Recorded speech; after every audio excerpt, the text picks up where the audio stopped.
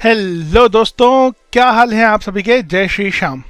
दोस्तों, मैं ये सोच रहा था कि अब एग्जामिनेशन पैटर्न के अंदर चेंज आया है, उस बेसिस पे क्यों ना रिसर्च करके पास्ट एक्सपीरियंस के बेसिस पर ये बताया जाए आप लोगों को कि कैसा हो सकता है मई के सीए फाइनल एग्जामिनेशंस का पैटर्न।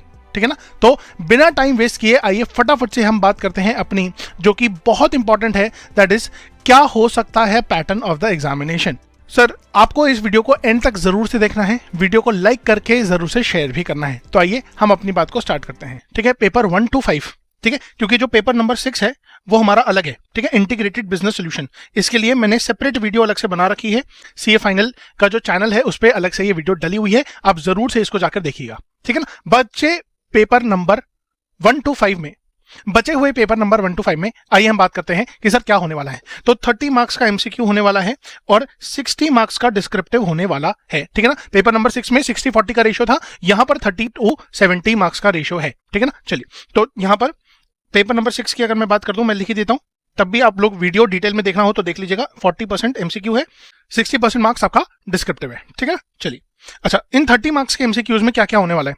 तो मैंने कहा sir, examinations will be on case study based scenarios, it will be compulsory to attempt the MCQs. ये इंपॉर्टेंट बात है। ठीक है ना। तो ये ऑप्शनल में नहीं आएगा।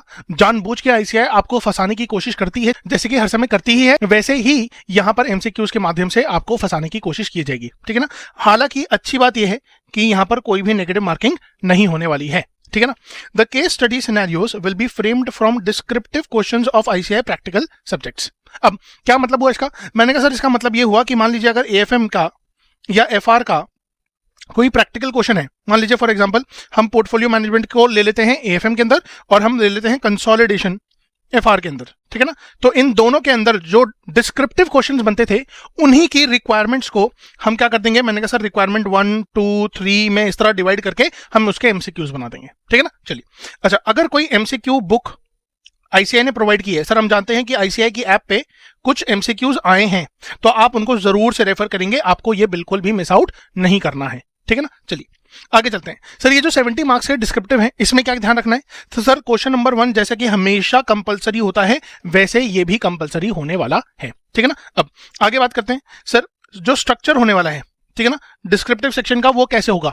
तो बचे हुए एक क्वेश्चन के बाद जो बाकी के क्वेश्चन है वो कैसे स्ट्रक्चर किए जाएंगे, यही तो हमें समझना है। ठीक है। तो single question in FR, audit, DT, IDT और 14 मार्क्स ईच। ठीक है। तो अगर हम बोले कि सर हमारे पास 30 मार्क्स तो एमसीक्यू हो गया, बचा हुआ 70 मार्क्स क्या होगा, तो 70 मार्क्स को अगर हम 14 से डिवाइड करेंगे तो हमारे पास कितने क्वेश्चन आते हैं, 5, और हमें कोई 4 अटेम्प्ट करने होंगे 5 में से। ठीक है ना। कोई 4 अटेम्प्ट करने होंगे हमें 5 में से। ठीक है। अब मैंने कहा सर, एएफएम के अंदर यहां पर एक क्वेश्चन के 2-2 हिस्से होंगे। ठीक है ना। तो 14 मार्क का 2-2 क्वेश्चन आएगा आपके पास, और जितने भी आपके पास क्वेश्चन होंगे वो या तो 10 या 4, 8, 6 या 6, 4, 4 के कॉम्बिनेशन में ही पूछा जाएगा। ठीक है ना। तो ये मल्टीपल आपको ऑप्शंस दे दिए हैं हम लोगों ने, सो दैट आप अपने टॉपिक को प्रिपरेशन वैसे ही कर सकते हैं। फॉर एग्जांपल सर, इसका क्या फायदा, फिर सर इसका फायदा ये है कि मान लीजिए कंसोलिडेशन का कोई क्वेश्चन है।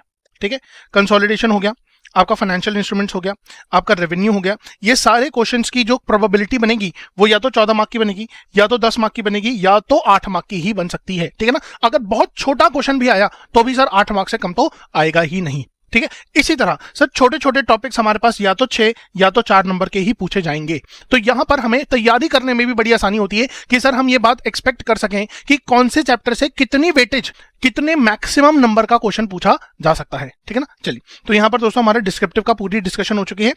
सर जैसे कि मैंने कहा, पेपर नंबर 6 की हमने सेपरेट वीडियो अलग से दिया हुआ है। ठीक है ना। आइए फटाफट इसको रीड आउट कर लेते हैं कि सर हर केस स्टडी हमारी 25 मार्क की होने वाली है। एमसीक्यूज इसमें 40%, दैट मीन्स 10 मार्क का होगा, और डिस्क्रिप्टिव 15 मार्क का होगा, दैट इज 60%। अब पेपर 4 घंटे का होगा, ये बात हम लोगों ने अलग से बताई हुई है वीडियो के अंदर, एज पर द आईसीआई की अनाउंसमेंट। 5 केस स्टडीज होने वाली हैं और यहाँ पर 4 ही आपको अटेम्प्ट करनी है, 4 ही आपको अटेम्प्ट करनी है। ठीक है। और जो पेपर होगा वो ओपन बुक एग्जामिनेशन होगा, ये बात भी आईसीआई के नोटिफिकेशन में बहुत ज्यादा क्लियरली लिखी हुई है। ठीक है ना। चलिए, तो दोस्तों यहां पर हमारा जो पूरा का पूरा एग्जाम पैटर्न का डिस्कशन है ये हम लोगों ने कर लिया है। सर अब हम और बेहतर तरीके से तैयारी कर सकते हैं। ठीक है ना। चलिए, तो आज की दोस्तों वीडियो को हम यहीं समाप्त करते हैं। आपको इस वीडियो को जरूर से शेयर करना है, लाइक करना है। सर आप लोगों का लाइक हमारे लिए प्रोत्साहन बनता है, मोटिवेशन बनता है, और हम अपनी इसी रिसर्च और पास्ट एक्सपीरियंसेस के बेसिस पर आपको वैल्यूएबल इंफॉर्मेशन प्रोवाइड करते रहते हैं। सर आपको यह भी मैं बता दूं वीडियो को एंड करने से पहले कि अगर आपको सीए फाइनल की प्रिपरेशन में कोई भी दिक्कत हो रही है तो हम अपने www.escholars.in पर सीए फाइनल के एफआर, एएफएम और डीटी के जो बैचेस हैं, वीडियो रिकॉर्डेड लेक्चर्स हैं, वो हम लाइव कर चुके हैं।